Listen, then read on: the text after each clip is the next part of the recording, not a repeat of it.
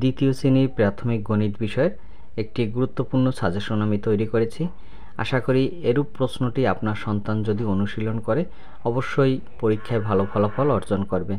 এবং যারা আমার চ্যানেলটিতে নতুন ভিডিও দেখছেন, আশা করি এরূপ চ্যানেলটি যদি আপনারা সাবস্ক্রাইব করে রাখেন অবশ্যই উপকৃত হবেন।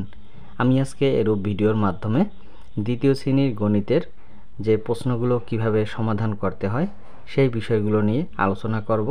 অনুগ্রহ করে সম্পূর্ণ ভিডিওটি দেখুন।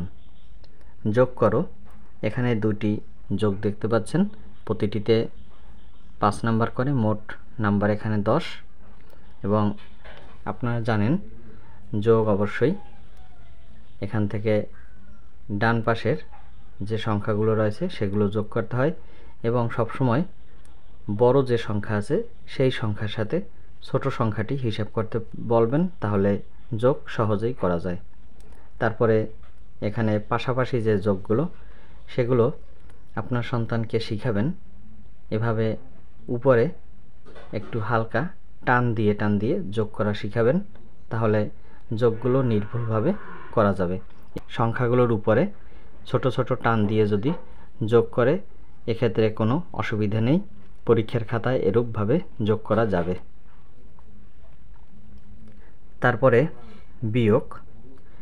বিয়োগের ক্ষেত্রেও একইভাবে অনুশীলন করাবেন এবং সবসময় একটি বিষয় আপনার সন্তানকে খেয়াল রাখতে বলবেন, সেটি হচ্ছে সংখ্যাগুলো যখন উঠাবে, অর্থাৎ যোগের বা বিয়োগের যে সংখ্যাগুলোই উঠাবে সেগুলো যেন অবশ্যই সংখ্যার নিচে হয় এবং সোজাসুজি নিচে থাকে, সেগুলো লক্ষ্য রাখবেন। বিয়োগের সময় সংখ্যার উপরে এভাবে ছোট ছোট টান দিয়ে বিয়োগ করাগুলো শিখাবেন। 3 নম্বরে খালি ঘর পূরণ করো। প্রথমে যে ক নম্বরে অঙ্কটি রয়েছে এটি সহজে আপনার সন্তানকে শেখানোর জন্য, যেহেতু শুরুতেই ফাঁকা ঘর রয়েছে, তারপরে বিয়োগ একটি সংখ্যা রয়েছে, তাহলে বিয়োগের ক্ষেত্রে আমরা সবসময় বড় সংখ্যা থেকে যেহেতু ছোট সংখ্যা বিয়োগ করি, তাই ফাঁকা ঘরে অবশ্যই একটি বড় সংখ্যা হবে। তাহলে বড় সংখ্যা আমরা কিভাবে পাই? অবশ্যই সংখ্যা দুটি যদি যোগ করা হয় তাহলে আমরা বড় সংখ্যা পাই। আর ছোট সংখ্যা পাই কিভাবে? বিয়োগ করলে। যেহেতু আমাদের শুরুতেই ফাঁকা ঘর রয়েছে, তার মানে এই ফাঁকা ঘরে অবশ্যই একটি বড় সংখ্যা হবে। তাহলে এখানে যে সংখ্যা দুটি রয়েছে সেই সংখ্যা দুটি যদি যোগ করি তাহলেই আমরা এখানে একটি বড় সংখ্যা পাবো। তার মানে 45 এবং 39 যোগ করলে যেটি হবে সেটি এই ফাঁকা ঘরে বসবে। খ নম্বরের অঙ্কটি এখানে একটু টাইপিং মিস হয়েছে, আমি এখানে লিখে দিয়েছি 12-র পরে হবে একটি যোগ চিহ্ন, তারপরে 9, তারপরে বিয়োগ চিহ্ন, তারপরে সমান, তারপরে 13। মূলত অঙ্কটি এভাবে হবে।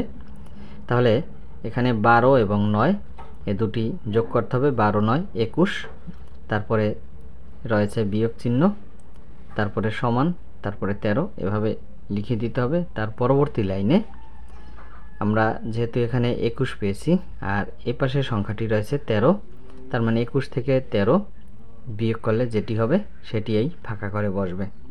4 নম্বরে ক্রিকেট খেলায় বাংলাদেশ দল 358 রান করেছে এবং শ্রীলঙ্কা দল 312 রান করেছে, কোন দল বেশি রান করেছে? আশা করি এরূপ সমাধানগুলো আপনারা আপনার সন্তানকে সঠিকভাবে শিখাতে পারবেন।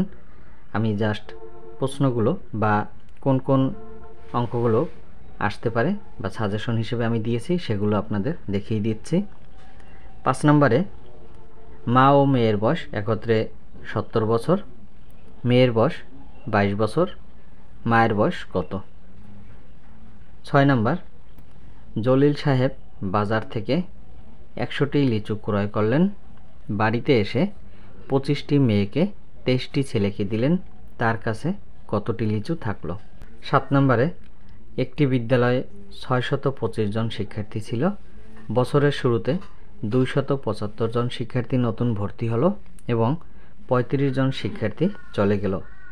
ওই বিদ্যালয়ে কতজন শিক্ষার্থী রইল তা গাণিতিক বাক্যে সমাধান করো।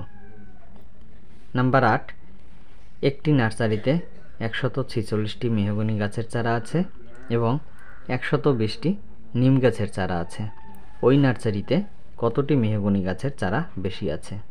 9 নম্বরে 9টি সংখ্যার যোগফল 360। প্রথম থেকে চতুর্থ সংখ্যা পর্যন্ত 4টি সংখ্যার যোগফল 152। ষষ্ঠ থেকে নবম সংখ্যা পর্যন্ত 4টি সংখ্যার যোগফল 164। পঞ্চম সংখ্যাটি কত? 10 নম্বরে নিচের আকৃতিগুলো আঁকো। এখান থেকে যে কোনো দুটি আঁকতে হবে। ক নম্বরে ত্রিভুজ, খ নম্বরে চতুর্ভুজ এবং গ নম্বরে গোলাকার অর্থাৎ বৃত্ত। অনেকেরই চ্যানেল সাবস্ক্রাইব থাকা সত্ত্বেও আপনাদের সামনে আমার ভিডিওটি পৌঁছায় না। এর কারণ হচ্ছে ভিডিওটি দেখার পরে আপনারা যদি কোনো লাইক, কমেন্ট বা শেয়ার না করেন তাহলে এরূপ ভিডিওটি আস্তে আস্তে আপনাদের কাছ থেকে হারিয়ে যাবে। এরূপ ভিডিওর মাধ্যমে আপনারা যদি উপকৃত হন তাহলে অবশ্যই একটি লাইক, কমেন্ট বা শেয়ার করে দিবেন। ধন্যবাদ সকলকে।